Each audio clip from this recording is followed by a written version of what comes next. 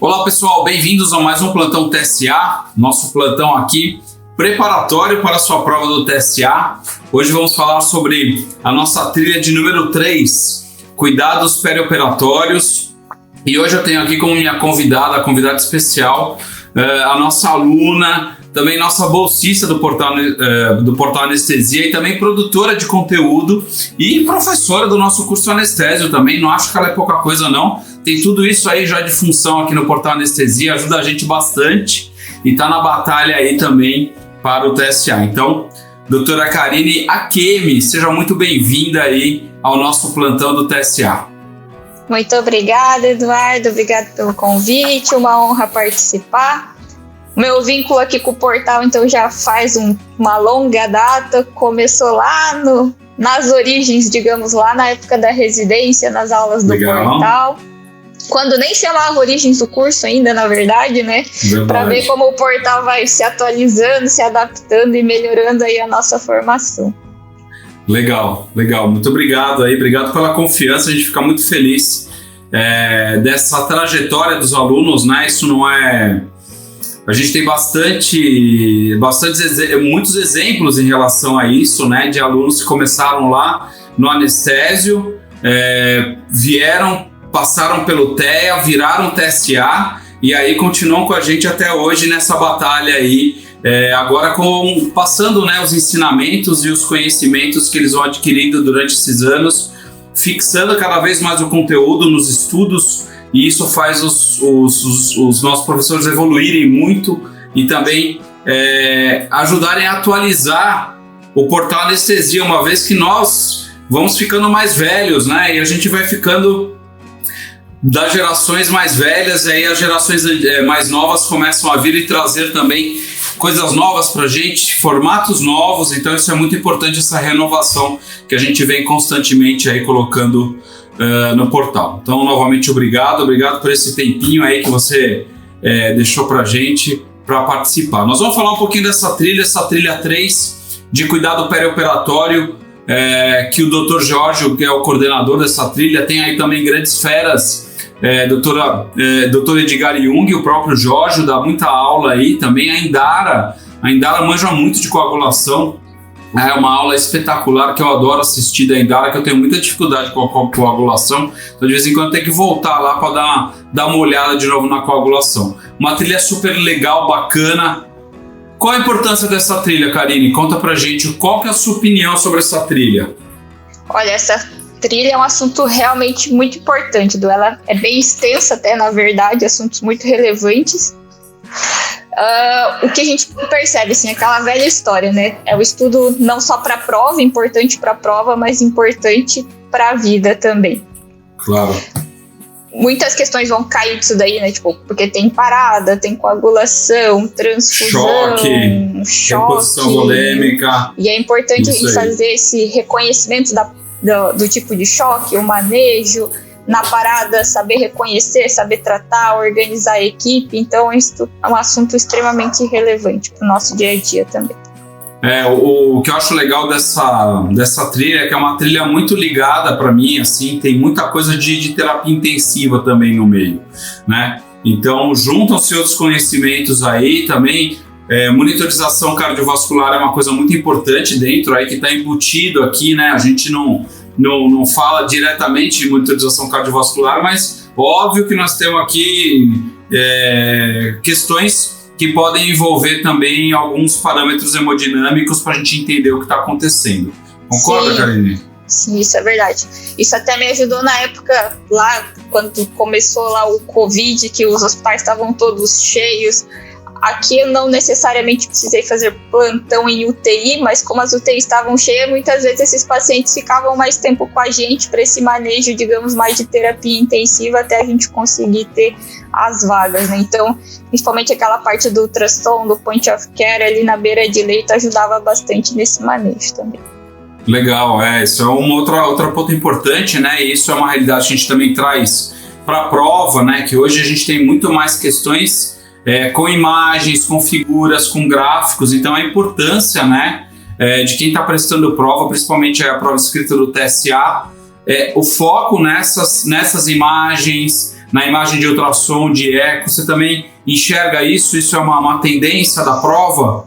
Sim, a impressão que eu tive é que teve essas questões diretas, assim, já não são mais tão presentes. Cada vez mais a gente tem esses gráficos, até vídeos durante a prova, como se fosse um exame do eco no point of care, a interpretação às vezes de telas, de monitor também. Então essas questões mais interativas de interpretação de imagem, de manejo, tem sido cada vez mais presente mesmo nas provas.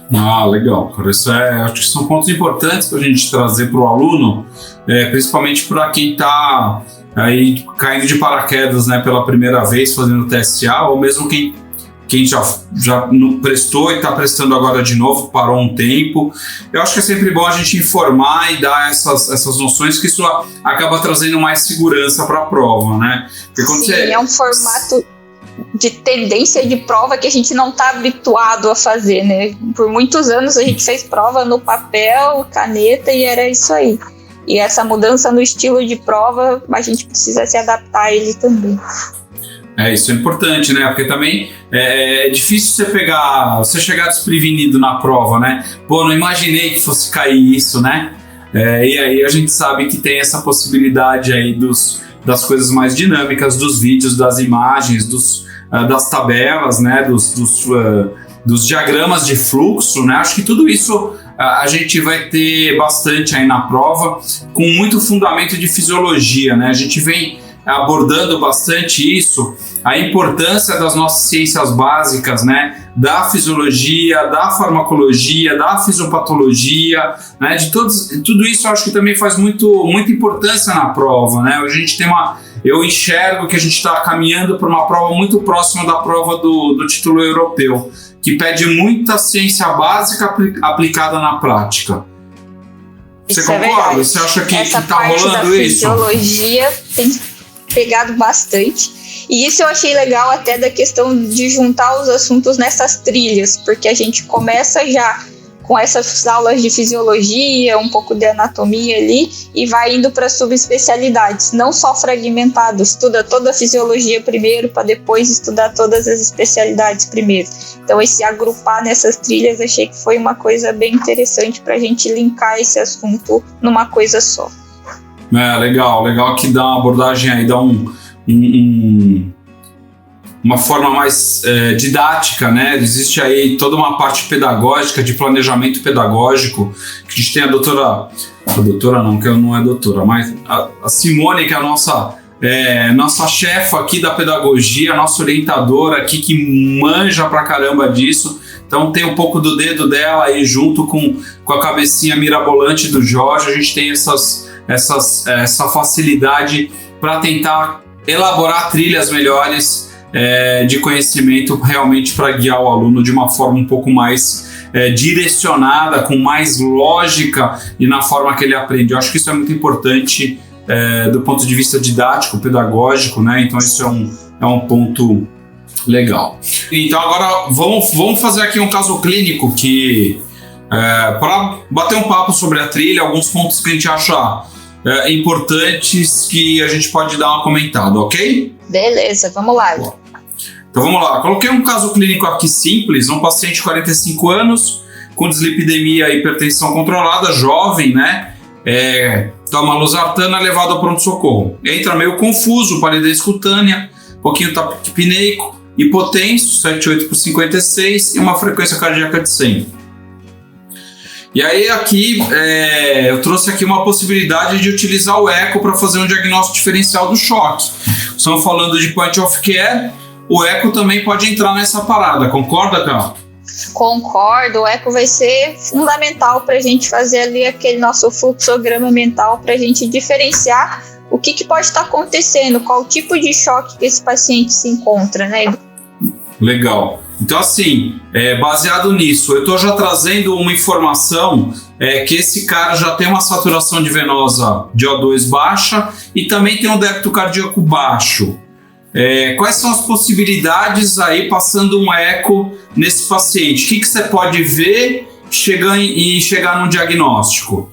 Então, a gente pode ver lá, se a gente tiver ali uma câmara cardíaca pequena, aquela contratilidade mais aumentada, isso pode ajudar a gente a pensar mais num choque hipovolêmico, né? Então, aquele coração que está batendo mais, mas com as câmaras mais pequenininhas, um coração vazio. A PVC legal. Também pode ajudar a gente a guiar para esse mesmo caminho ali, se a gente tiver uma PVC mais baixa, né?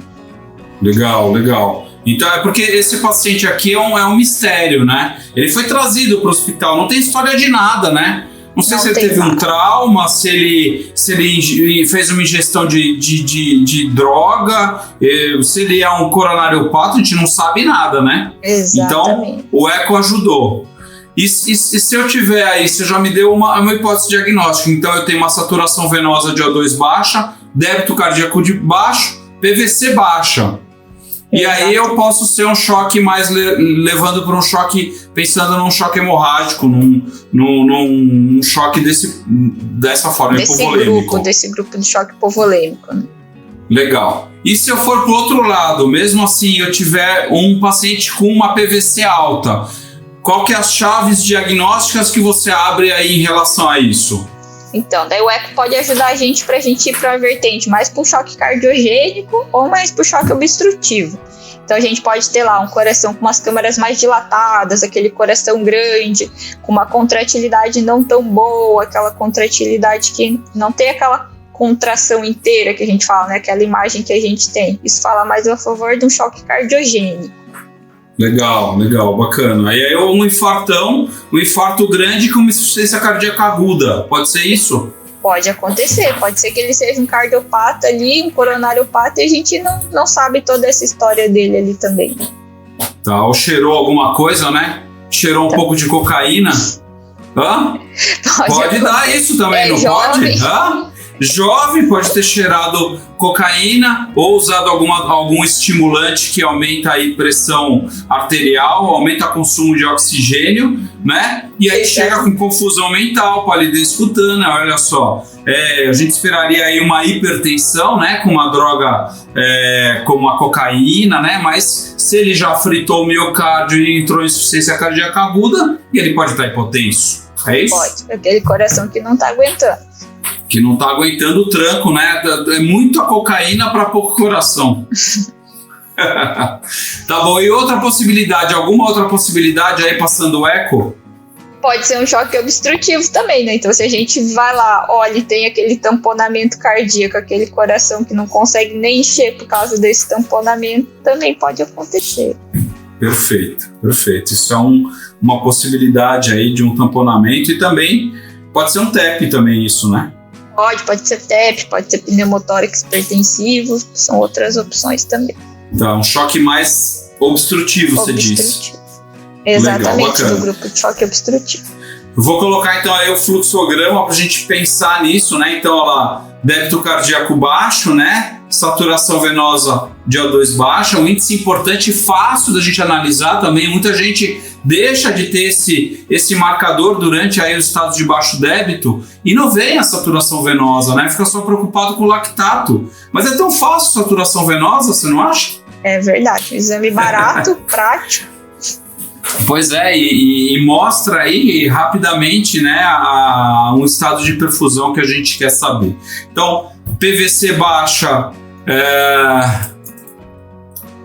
Então, câmaras cardíacas pequenas, contratilidade aumentada, provavelmente um choque hipovolêmico, um choque hemorrágico, uma desidratação, qualquer coisa desse sentido. Já com a PVC alta, e aí a gente sempre assusta mais, né, quando é alta, a gente não está acostumado com esse choque, a gente está acostumado com esse choque aí hipovolêmico, né, ou séptico, né, onde a gente tem, pode ter inicialmente um débito cardíaco aumentado, acho que é importante a gente também falar disso, né, e aí a PVC cardiogênica, né, com PVC alto, não tem uma contração, esse cara não consegue contrair, e um choque cardiogênico, ou as causas obstrutivas aí em relação a esse choque.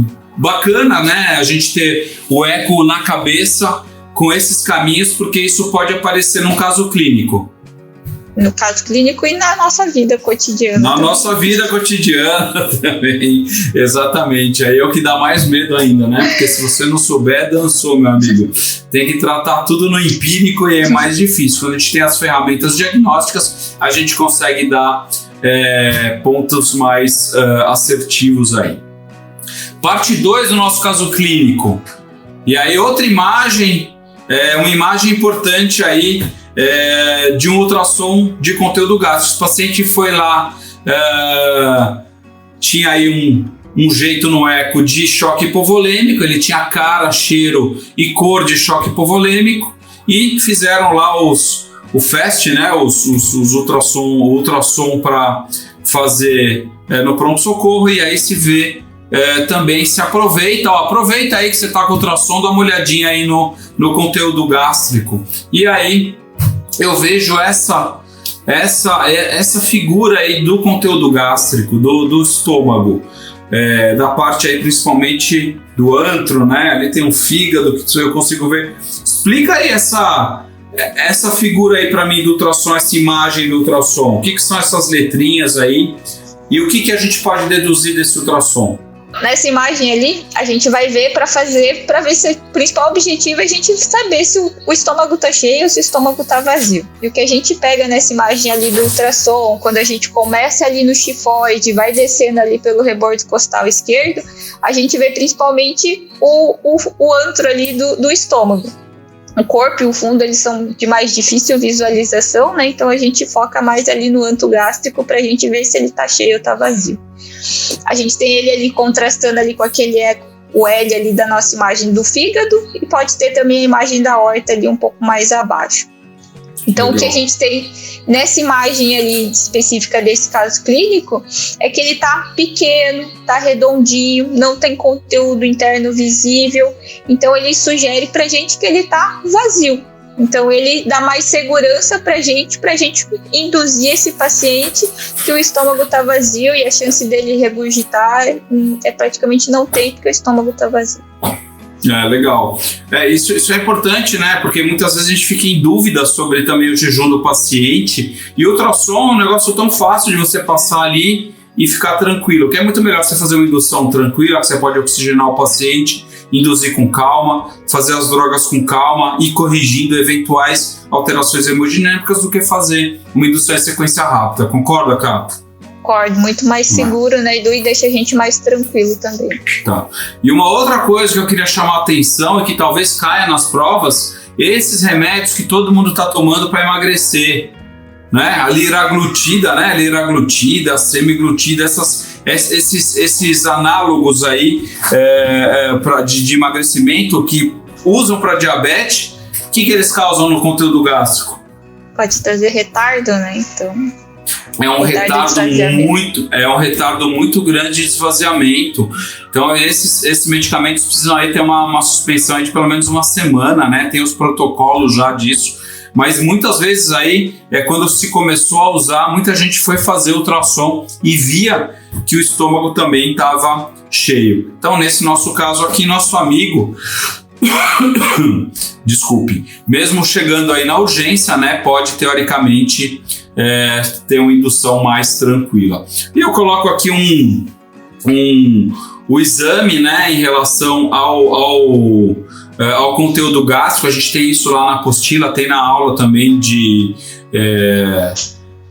de ultrassom, point of care, que é a aula do Giorgio, para a gente entender, né, um fluxograma para saber quando que a gente vai depois também fazer uma avaliação de volume, que quando a gente ficar com dúvida, né, em relação aí aos graus que vocês estão vendo, a gente avalia o volume e conforme o volume também a gente pondera se é melhor fazer uma indução nesse paciente em sequência rápida ou não. Então isso na prática, né, no point of care, ali na beira-leito, isso vai ajudar bastante a gente em relação a isso. Então eu gosto muito desse organograma, né, porque a gente também pode ter isso sempre de uma forma da gente consultar, né, muita coisa para a gente guardar. Se a gente está ali no hospital, passou o ultrassom, a gente tem aí uma chance de dar uma olhadinha nisso. Muito legal, vamos prosseguir aí, cara. E esse paciente vai para o centro cirúrgico, faz anestesia geral, vai fazer uma laparô,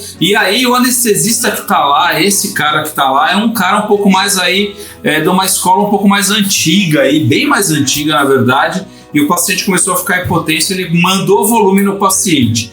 Então ele mandou soro fisiológico 2 litros, Ringer lactatos 1000 ml, 1 litro, 3 concentrados de hemácia, 2 plasmas frescos, que ele achava que não estava coagulando muito bem. O cirurgião falou para ele, não está coagulando bem, vamos fazer um pouquinho de plasma aqui.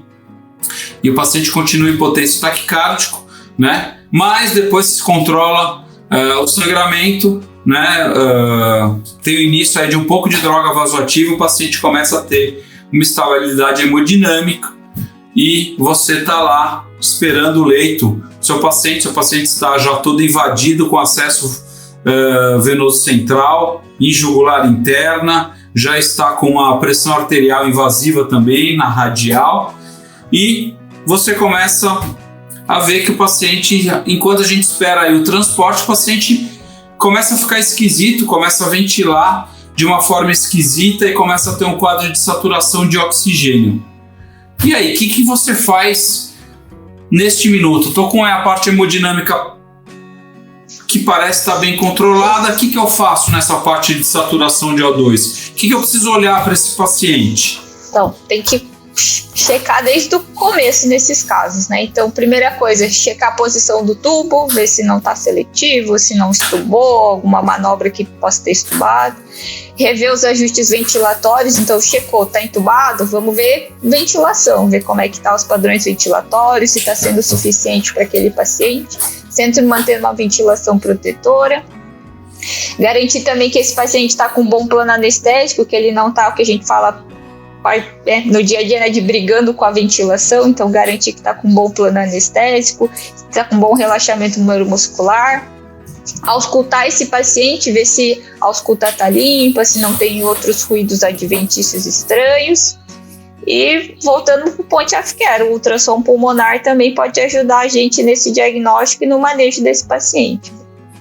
Legal, então lembrar que o ultrassom faz parte, né? O nosso novo esteto é o ultrassom, né? Sabe que o esteto, ele é meia boca, né? Pra gente falha no esteto, né? Muito subjetivo o esteto, né? O ultrassom é mais fácil de ver, né, as alterações, isso já está sendo comprovado. Então tá aí, cara, vamos checar a posição de tubo, vamos reajustar a ventilação. Às vezes o paciente começa a fazer a telectasia, né? Não está bem relaxado, não consegue expandir pulmão bem, não consegue recrutar alvéolo, não consegue colocar uma PIP legal nesse cara. Então, auscultando e fazendo ultrassom. E aí o ultrassom, ele vai me mostrar uma imagem. E essa é a imagem que eu tenho lá do meu ultrassom. E aí, vendo o caso clínico, vendo as condutas do nosso colega e olhando esse pulmão, o que você acha, cara, que pode ter acontecido aí? E tá encharcado, né? É isso aí. Então explica aí um pouquinho esse ultrassom pra gente. Então, o que a gente observa nesse caso ali, né? A gente observa aquelas linhas B, aquela famosa cauda de cometa na imagem do ultrassom pulmonar que a gente fala, né? Então, são essas linhas que vão lá desde o comecinho da pleura até o final da imagem, mais de uma linha formando essa imagem característica da cauda do cometa. Quando a gente tem essas imagens, a gente também tem o apagamento daquelas famosas linhas A, daquela pleura lá, que é aquela imagem que se repete. Então, aquele padrão de linhas A também a gente não observa nessa imagem. Então, a ausência das linhas A, a presença dessas linhas B, dessa cauda de cometa, fala a favor, e junto com a história clínica que a gente tem também, né, de estar com esse infiltrado ali no pulmão. Ah, legal. Então, demos muito volume para esse paciente, né? Esse paciente está com uma sobrecarga hídrica aí, tomou um monte de coisa que a gente nem sabe se precisava. Talvez precisasse de sangue, talvez não precisasse de sangue, mas a gente não teve aí esses dados para a gente falar, né? Mas o plasma, será que o plasma estava bem indicado aí? Pois então, talvez sim, talvez não. Um rotem ajudaria a gente a guiar. Um rotem ajudaria. O rotem ajudaria a gente a ter um guia a mais. Mais uma vez a gente tem aí um point of care para a gente discutir. Então, esse paciente aí é tratado, você já tratou, né, esse caso, você já fez aí algumas condutas, fez restrição hídrica, deu um pouquinho aí de diurético, esse paciente melhorou a parte pulmonar, e depois que a doutora Karine assumiu, o paciente ficou bem melhor, foi estubado lá na UTI, mas no terceiro PO, que ele estava ainda na UTI, ele começou a ter desconforto respiratório, taquipneia e desaturação de O2. E aí, vamos abrir um leque de opções aí em relação a essa taquipneia e desaturação. Fala aí alguns diagnósticos que você poderia pensar aí, Cá. Ele podia ainda, tem que ver como é que estava a hidratação desse paciente, ele podia ainda estar com um infiltrado por sobrecarga hídrica, ver também função renal, às vezes, desse paciente também, por causa dessa sobrecarga hídrica, isso também não podia estar afetado. Parte cardíaca desse paciente também, como é que tá, se está funcionando bem, se não tá. Também pensar, como ele teve lá múltiplas transfusões, pensar em reação transfusional também, que pode ter esse acometimento pulmonar também por reação. Que mais? Mais um aí que eu gosto desses pacientes que ficam na UTI. Mesmo jovem. Taquipneia súbita com dessaturação de O2. Pode ter TEP também. É isso aí, o TEP é uma possibilidade aí nesses pacientes acamados, né? Com aí toda essa resposta inflamatória que eles tiveram também, a chance deles terem um TEP. Mas quando a gente tem que pensar em diagnóstico, a gente sempre tem que passar aí do mais simples para o mais complexo. Um exame que pode ajudar a gente a ter uma ideia do que está acontecendo aí. O bom e velho raio-x também. Bom e velho raio-x, até no leito a gente consegue ver. E aí, tá aí um raio-x que pode ser sugestivo do quê? O que você vê aí nesse raio-x? A gente tem a presença ali de um infiltrado bilateral ali, que, contando a história, pode ser sugestivo também de lesão pulmonar por transfusão, né? O famoso TRALI também. Lesão pulmonar por transfusão, é isso aí. Esse é um diagnóstico que muitas vezes passa desapercebido se o paciente não está entubado, né? Se o paciente está entubado, muita gente fala, o pulmão está começando a congestionar, não sei o quê, e de vez em quando não se leva isso em consideração dessa lesão pulmonar que pode ocorrer aí em relação ao plasma, principalmente o plasma, né? O plasma é um dos que mais... um dos caras mais responsáveis aí por TRALI no pós-operatório, certo? Plasma, plaquetas. Plaqueta também. Que pequenos volumes de transfusão já pode causar isso, né? Não precisa receber rios, litros de plasma, de plaqueta para desencadear a ter reação de TRALI. É isso aí. Então, TRALI também é um diagnóstico aí, né? Que a gente acabou colocando isso mesmo para colocar, né, o TRALI, que muitas vezes o pessoal esquece do TRALI. O TRALI é um ponto super importante aí. Então, tá aqui o nosso caso clínico aqui com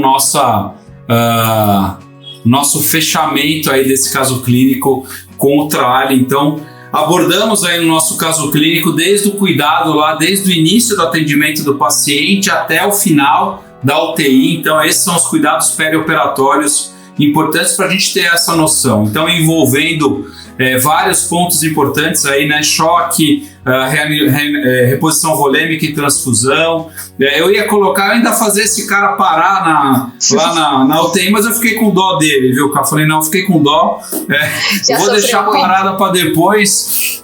Vou deixar a parada para depois, a gente discutir parada depois, que é um tema importante. Tem um caso clínico aí que vai rolar depois que o Dr. Vladimir gravou pra gente e vai entrar aí depois da nossa discussão aqui também vai rolar aí essa parte do caso clínico da parada, mas eu acho que é importante a gente ter essa noção aí desse cuidado perioperatório. Cada vez mais o anestesista faz parte dos cuidados perioperatórios dos pacientes, né? Então eu acho que isso é um ponto importante aí em relação a isso. Sim, isso é verdade. Então, mais essa reposição guiada por metas, a gente vê, né, que quando tem esse casamento da nosso manejo, continuando isso na UTI, isso melhora muito o prognóstico do paciente.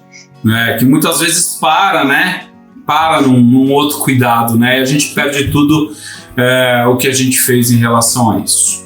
Muito bem, cara, eu acho que era isso aqui, não vou também estender muito, né, em relação a isso. Eu acho que é legal a gente discutir um caso clínico que sempre nosso raciocínio clínico vai ser cada vez mais pedido em prova, né? Então a gente tenta focar nas nossas trilhas para vocês terem esses raciocínios e essas ideias aí, legal.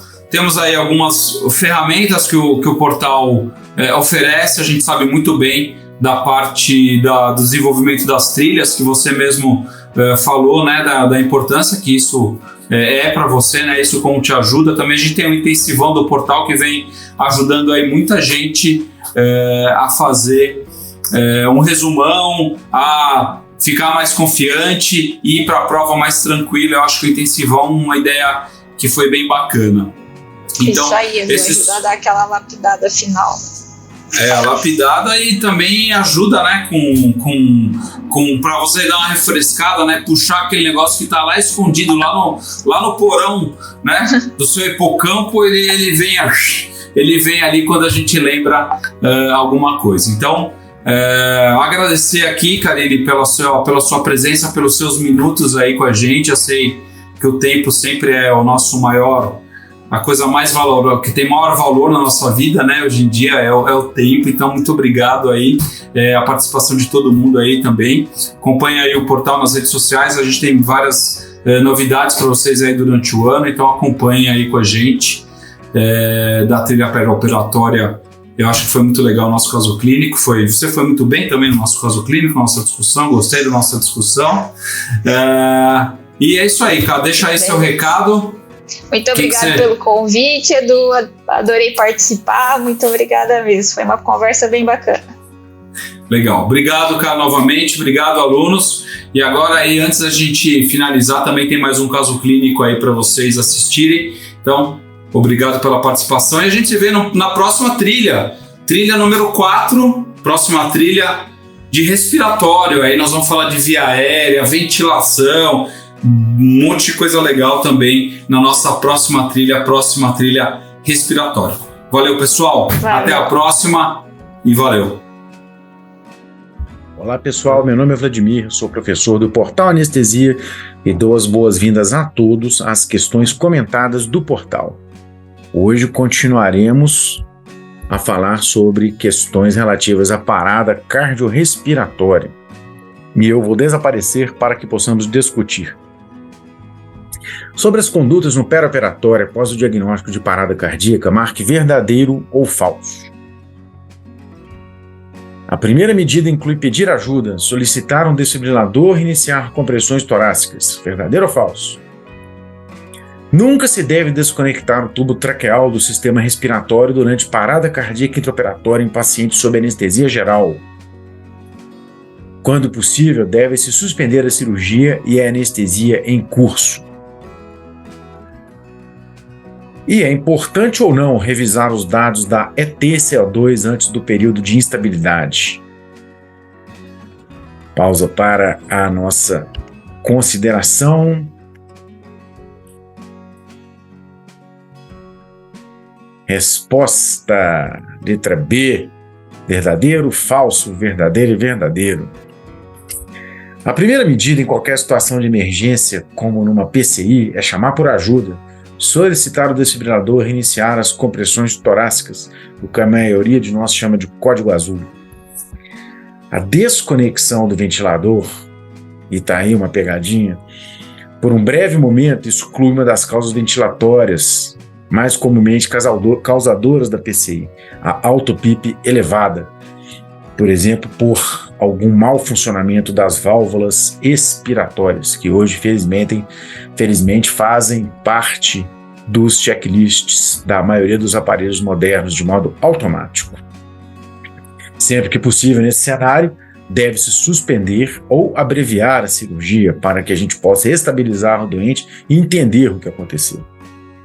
A ETSO2, um dado que indiretamente nos diz sobre débito cardíaco, deve ser sempre observada e suas variações consideradas como tendências de variações, então, do débito cardíaco. Certo?